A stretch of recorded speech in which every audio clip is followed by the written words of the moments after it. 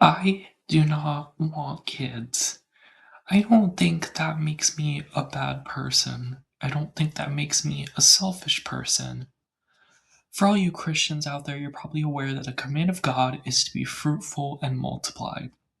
But if you know me, you know that I think this command isn't actually divine. If you're more interested in that side of me, I'll link my ex-Christian playlist down below.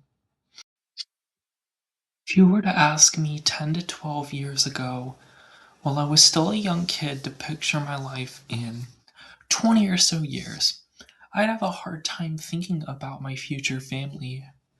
Not only could I not see myself as a man, but I couldn't see myself as a father. My child-free stance has been with me for as long as I've known I was trans, if not longer. But I was too busy hyperfixating on the fact that I am trans to put everything together. But, alright, you all get it. I don't want kids. You all came here to know why.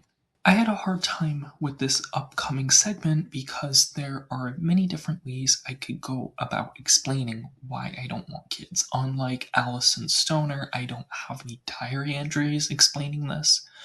I could go down a pros and cons list, but I'll save that for a video focused on those who are contemplating if they want kids. What I'll do is I'll break down my stance based on individual reasons and try to include timestamps for each one. Before I start, I want to shout out Lynette Adkins for making a great video on this topic and inspiring me to use this format for the video. She talks more about selfishness in her video. This one will address it a little bit, but not too much, because I plan to make separate videos on that as well as the child-free movement itself.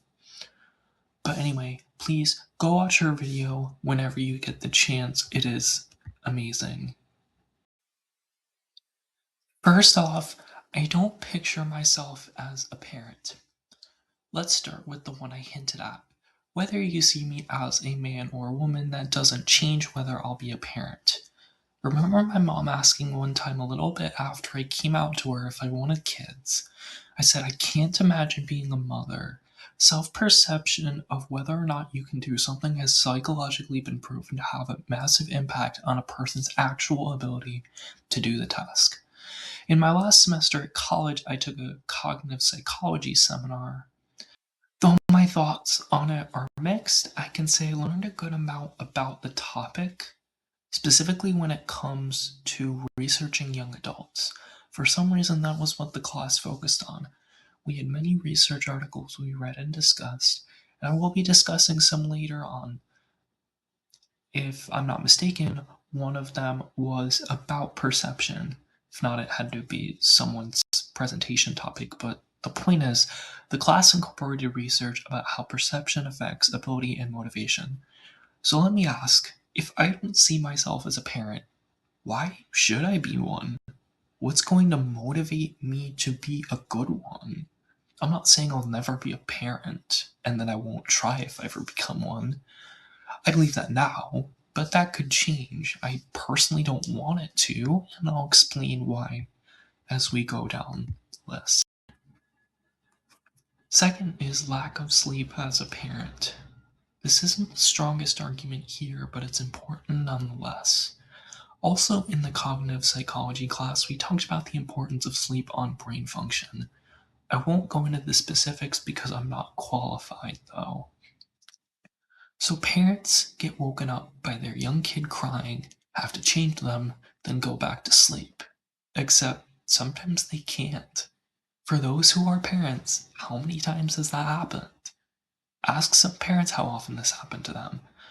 The easiest way to get around this is, of course, to adopt a teenager, which, by the way, I will advocate for. That is not done enough.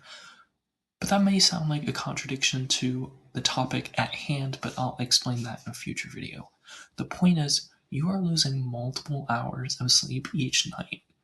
It's estimated to be about 2 to 3 hours per night for the first year of the child's life, though that varies a lot, and we'll see in a little bit. Let's get into the research. I found a study that related car accidents rates for new parents. New parents are often more tired and will likely have more trouble driving. Its introduction stated that car crashes are likely the most severe when the driver is experiencing fatigue. This is, I'm guessing, as opposed to drunk or high drivers or simple accidents. I mean, think about it. If someone falls asleep at the wheel, they won't be able to press the brake pedal. Even an impaired driver is able to do this, albeit way slower than the average person. So, full speed crashes are more likely to happen if the driver is asleep. This obviously isn't safe, and even though I don't drive, this still has an impact on me. But this study focused on road collisions, not parental sleep. So I found another study. Because the fact that kids keep parents up hasn't changed, I feel like a study from 2007 isn't too bad. It probably has outdated statistics, but because I was born in 2007, these would be the data this would be the data from when I was younger. So just take that with a grain of salt. I will say, despite the age of, despite the date, the mother's average age was 34, so pretty old. If I couldn't see the date, I would have assumed that statistic was from last year or something. Another statistic is that women get 1.5 hours less sleep on average. This is 1 week after birth as opposed to 1 week before giving birth. So, anyway, the study studied various groups ranging from women's second trimester to 6 to 7 weeks after giving birth. 6, 7. Anyway, despite imagining how hard it is to sleep weeks before giving birth, mothers get less sleep after they give birth because of the baby. Um, Everyone from at the time of this study would be college age right now, literally the exact same age as me. Wow. I found the sleep study rather hard to read. What did catch my attention was the wake after sleep onset statistic. This is a fancy way of saying how many hours are you awake in between sleeping for real and waking up for real. So, with WASO, I found that parents 1 week postpartum have a WASO of 15% of the day, or 3.6 hours. Instead of giving their 7 hours recommended, they are getting half that. And because this study is from when I was a baby, this is likely what my parents went through with me.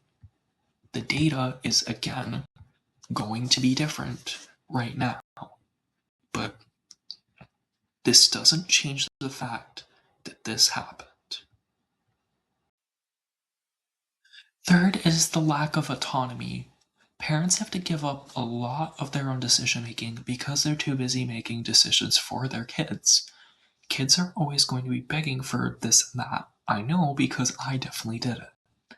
Regardless of how strict a parent is, the kid ultimately has influence on the parents, even if the decision made doesn't benefit the kid short term. For example, if I do something bad, I'm gonna get punished. But my bad decision is what influenced my parents to punish me in the first place. I don't need a study to say this is psychologically draining as a parent, being the lack of autonomy. Number four is one of the most important ones, lack of time. For these next few reasons, I'm going to just be going down a bullet list that I have on my script. So just it's going to be a bit more rapid fire. We already talked about sleep. That's just one of the things you lose in terms of time. Some of these things I'm about to list may be optional, but even if that's the case, there are still millions, if not billions, of parents around the world doing what I'm listing in their daily lives. As a parent, you will have to spend time planning and hosting birthday parties, organizing play dates with your kids' friends or the neighbors' kids, maybe, attending school events such as open house, conferences, and field trips, taking them to their extracurriculars. This is going to be your sports. Um, Even if they don't do like baseball, basketball, soccer, they still may do martial arts, dance, gymnastics, cheer. You have to do something for them to get physical activity. And when they're young, you often have to do it with them. Scheduling and going to their doctor's appointments, scheduling and going to their dentist appointments, scheduling and going to their eye doctor's appointments, playing with your kids in general, toys, dolls, and games, explaining to your kids why things they see on TV might not have actually happened, explaining to your kids why ghosts, goblins, and witches aren't real. You're going to have to spend a lot of time trying to console your kid while they're scared. And as someone who is naturally scared, I don't want to do that. You're going to have to teach your kids right from wrong. That may require a lot of discipline, a lot of effort. Showing your kids proper manners, same deal. And you also have to just simply watch your kids, keeping them entertained every second you can. Another big one is the lack of money. Instead of telling you about this, again, I'm going to go by bullet points. I'm going to give you tons of scenarios that you may encounter as a parent. So, your kid wants to collect baseball cards. Guess who's the one paying for that? Even if your kid has an allowance, you're the one giving the kid that money. Your kid is begging you to get the new toy shown on TV. You don't have to get them that, but some kids will just never let that go. You have to buy countless Christmas and birthday presents on top of candy for Easter and Halloween. Your kid wants a puppy. Will you get it for them and take on that financial responsibility or not? You just found out that you're going to have twins. Now you have to get double the cribs, blankets, high chairs, and that kind of thing. If your kid wins an award at school, you've got to reward them somehow. My parents usually do that by taking me out to eat, or we'll get ice cream after the ceremony. Your kid is recommended for therapy by the school counselor, but your insurance doesn't cover it. What do you do? What happens if your kid breaks a bone and needs surgery? It'll be tough for paying for medical bills in general, even with insurance. What happens if your kid needs a wheelchair, or sports equipment, or money for a field trip? You also have to buy so many more groceries. I think last time I checked, my parents were spending like $400 to $500 on groceries for a family of five. Um, Although sometimes it's a family of four because I'm in college sometime. But the point is, even though grocery prices are absurd, you still have to buy a lot of them. You also have to spend money on your kids on top of student loans, car payments, and a house or apartment. So balancing that financially and mentally is going to be incredibly hard. I don't know if this one should be its own one, number 6, but I'm gonna do it anyway. Having to lie about Santa, the Easter Bunny, and the Tooth Fairy. Listen, I'm against lying to kids. I'm probably going to make a whole storytime video explaining why. I'm convinced those things are socially accepted lies. You may disagree, but I don't want to have to deal with the impact of those things, especially with how often their kids catch on that it is a lie and accuse them of lying, and the parents don't have a good way to justify it. Number 7, the constant crying, meltdowns, and, as Gen Alpha would say, crash outs. They're unbearable to a lot of parents, and I don't blame them for saying that. They shouldn't have to go through that. Number 8, the potential that I don't unconditionally love my kid. How many parents say that they love you no matter what? Many, but not all of them mean it. In fact, there's a reason why parents are so divided on if they'll stick by their kid if they commit a crime? Maybe they're teenagers in a toxic relationship. But will you be the one to give them an ultimatum? Me or them? Number 9. All these hypotheticals. What happens if you and or your partner go to jail? Who gets custody of the kids? What happens if you or your partner become abusive? How will the kids react? What happens if you and your partner split? Listen, people who work for a divorce court don't get paid enough. What do you do when you get a phone call from your kid's teacher, or worse, the principal? What do you do if your kid comes out as gay or trans? What happens if you get into a car crash? You may have insurance, but it's never good if you or your kid get hurt or killed in said crash. What if you start to regret having kids? You can't exactly go back. What if you had kids with someone serving in the military? They won't often be around to help you. What happens if they die before you? That's a lot of emotional what damage. happens if they go down dangerous paths? Gangs, drugs, alcohol, gambling, that kind of thing. What if they have depression and are feeling suicidal? That's also a lot of Emotional what damage. happens if you can't find childcare? What happens if you can't afford it? All these things you have to at least consider as a parent. And some of these are frankly very scary. Number 10, having to deal with a job and a relationship. On top of that, both can be hard to deal with, but what happens if you don't have either? Listen, my best friend's sister is a single mom with 3 little kids, a 7-year-old, a 2-year-old, and a newborn, if I am not mistaken. Number 11 is almost nearly unavoidable milestones in life that, unless you don't live in this country or, I don't know, your culture is just very different, you'll almost guaranteed have to deal with this. Dealing with bullying, peer pressure, friends getting a phone, social media, a lot of the trends, um, having the sex talk.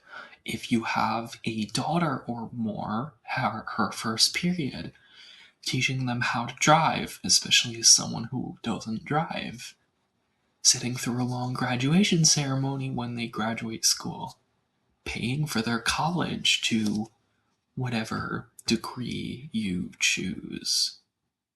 Number 12. You're more or less gambling that they won't have all the diseases and disorders you do. And if they do, it'll be hard managing that financially, emotionally, and even physically if they have a physical disorder. What happens if they develop a disorder or disease that doesn't run in your family? How do you treat that? Number 13, I don't want to have sex. Listen, I know I can just adopt or foster, but those are more complicated and expensive than biological children. Plus, you'd have to invalidate pretty much every other one of these points in order for me to do that. Number 14, lessons you have to teach your kids. Social skills. How do I teach them that when I'm not good at socializing myself? Using the bathroom, washing hands, online safety, especially now, physical safety, consent with, you know, touching, sex, that kind of thing, friendships, dating, managing money, um, healthy study habits, healthy eating habits, healthy exercise habits, the way society works, and teaching them how to be parents themselves. 15. Why do I want my kid to experience this world? It's bad politically, we're running out of water, global warming will only get worse. Or what happens if we go to war? Why should they deal with the absurd prices of college, clothes, and groceries, when 2 out of those three things are basic necessities. Yes, there are a lot of good things in this world, but that doesn't change the fact that most of these issues I just listed are large scale and people around the world are dealing with. So it doesn't matter which country you have a kid in. Some are obviously better than others, but you're going to have to deal with that unless you're in a country where college is free. If you are, you're very lucky. And I'm jealous of you. Number 16. What if I pick up new hobbies? Or my partner does? We won't be able to achieve many of our goals because of having kids. I feel like making a video of just listing off all these different things you can do without having kids that you wouldn't be able to do if you had them. 17. I feel like it's more important to help those already on the planet than those who I could potentially bring into the world if I actually wanted to. Don't want to spend the money I make on kids. I want to donate it to good causes. I want to spend my time bettering one or two kids. Not I want to spend my time not bettering one or two kids, but advocating for social justice that could benefit millions of people. Number 18. This is a common objection to people who don't have kids is a lot of people say they have kids because they want to carry out their legacy. Um, so instead of having kids to continue my legacy, I want to spend time working on this here channel, entertaining people all over the world, improving the lives of transgender, lesbian, child-free atheists like me, and all the other people out here. It is a lot harder to do that. Yes, it's possible, but it is so much harder to do that when you have children to keep track of. Number 19. I feel like a person is actually stronger for not giving in to biological and societal desires. I hate how my body is literally designed for me to reproduce. So taking control of your life and saying no, something I respect people for. And number 20, the last one, r/child free on Reddit helped convince me. Look, I'd be lying if I said social media didn't have an impact on this opinion. However, I've known I was child free, like, officially, like, thought crossed my mind, 100% aware, since 2021. And I didn't join Reddit until last week. Not to mention, there are lots of anecdotes that are very valid, and that'll likely be a video or even a series as on its own.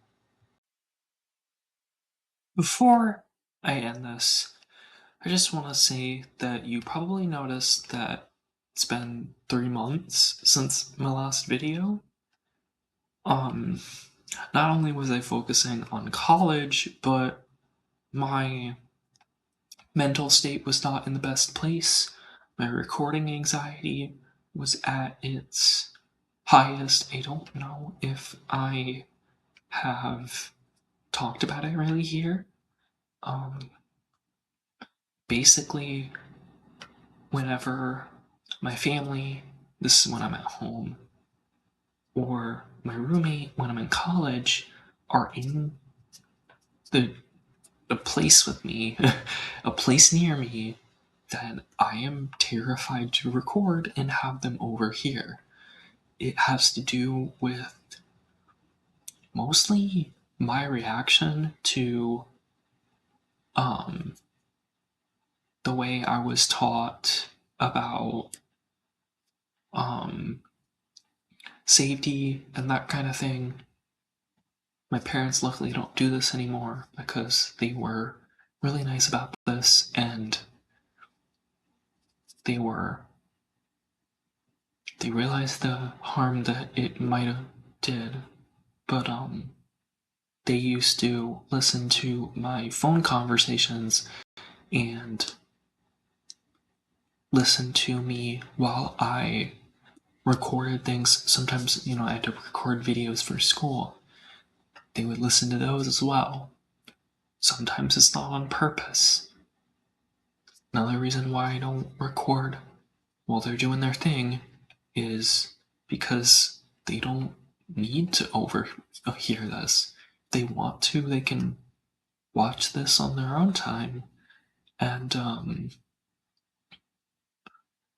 honestly, with them doing their own things, that creates a lot of noise, and I'm already very sensitive to noise, but that would create a lot of background noise here. I know it's not best for my sleep schedule to be recording at 12:30 in the morning, but listen, if I'm considering dropping out of college and potentially doing this full time, then I have to make sacrifices. Obviously, I'm not at that point yet with not even 10 subscribers, but basically, I feel like this is a passion. I've been wanting to do it for a year and a half at least. Those are when my gaming drafts are from. By the way, those first two videos, my Mario Golf Toadstool Tour video, and I believe it's a Plants vs. Zombies video. Can't remember off the top of my head. Those videos, they are from 2024.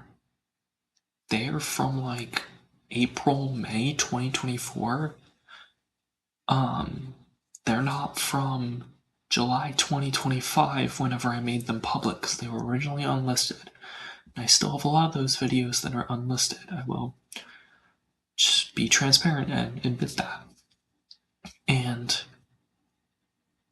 if I were to drop out of college and do this full time, I'd have a lot more time to finish those series and be able to then make those public. They're not very high quality, as you've seen with if you've seen my gaming videos, that's the same quality if not worse. Especially some of them I'm recording. My Nintendo Switch isn't easy to do and doesn't look the best, so I recommend you check those out, but I'm just going to warn you in advance that the quality is absolutely terrible until I find the money to buy either a capture card or a better camera, or the time to be able to play those games and record them. Then I'm just going to have to deal with this for right now. This is getting longer than I wanted. This is off script, but I felt the need to be vulnerable here and basically just keep everybody updated, even though there aren't many people watching this. That is okay. Hopefully that's going to change someday, but I'm going to stay optimistic. I'm going to try to get better with this. I'm going to try to work on my recording anxiety, and I'm basically going to. I like to shift my channel more into this idea of not having children,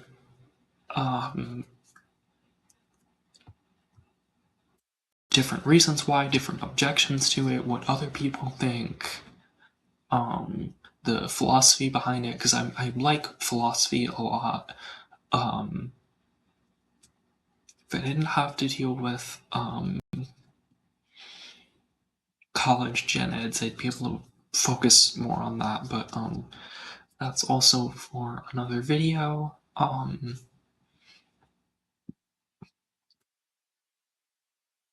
And